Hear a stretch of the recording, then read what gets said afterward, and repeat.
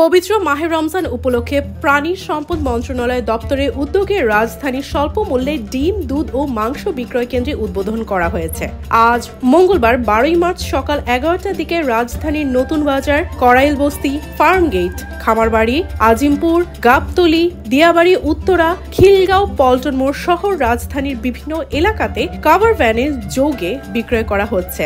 খাসির মাংস প্রতি কেজি 900 টাকা, গরুর মাংস প্রতি কেজি 600 টাকা, ব্রয়লার মুরগির মাংস প্রতি কেজি 250 টাকা এবং ডজন ডিমের মূল্য 110 টাকা। এ বিষয়ে ক্রেতা শুকুর মিয়া বলেন, আমি 1 কেজি গরুর গোশত কিনেছি 600 টাকা নিয়েছি ও 2 লিটার দুধ নিয়েছি, যা 1 লিটার দুধের মূল্যে 80 টাকা, 2 লিটার দুধ 160 টাকা নিয়েছে। তবে এভাবে যদি 12 মাস বেচতো একটু ভালো হতো আমাদের পক্ষেই কিনে খাওয়া। সারা বছর থাকলে তো ভালো হয়, কারণ জিনিসপত্রের যেই দাম সেই সারা বছর থাকলে আমাদের মতন নিম্ন মধ্যবিত্তের মানুষ একটু সাশ্রয় হয়। জাহাঙ্গীর মেধা বলেন, স্বল্প মূল্যে এখানে বাজার পাওয়া যাচ্ছে, কিন্তু তার চেয়ে বেশি কষ্ট হয়ে যাচ্ছে আমাদের এখানে লাইনে দাঁড়িয়ে থাকতে এই রোদের বেলায়। সাশ্রয় থেকে কষ্ট বেশি, লাইনে দাঁড়ায়।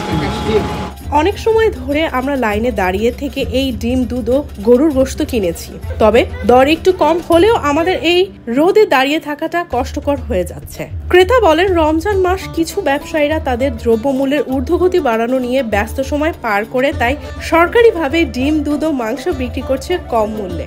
তাই আমরা এখান থেকে কিনে নিচ্ছি। খামারবাড়ি থেকে বিক্রেতা বলেন, প্রাণী সম্পদ মন্ত্রণালয়ের অধিক দপ্তরের উদ্যোগে আমরা আজ সকাল 11টার দিকে বিক্রি শুরু করেছি। তবে ক্রেতাদের ভালো চাহিদা রয়েছে। যতক্ষণ পর্যন্ত আমাদের সামনে বা এই লাইনে ক্রেতা থাকবে, আমরা ততক্ষণ আমাদের এই গাড়ি থেকে মাল দিতে থাকবো।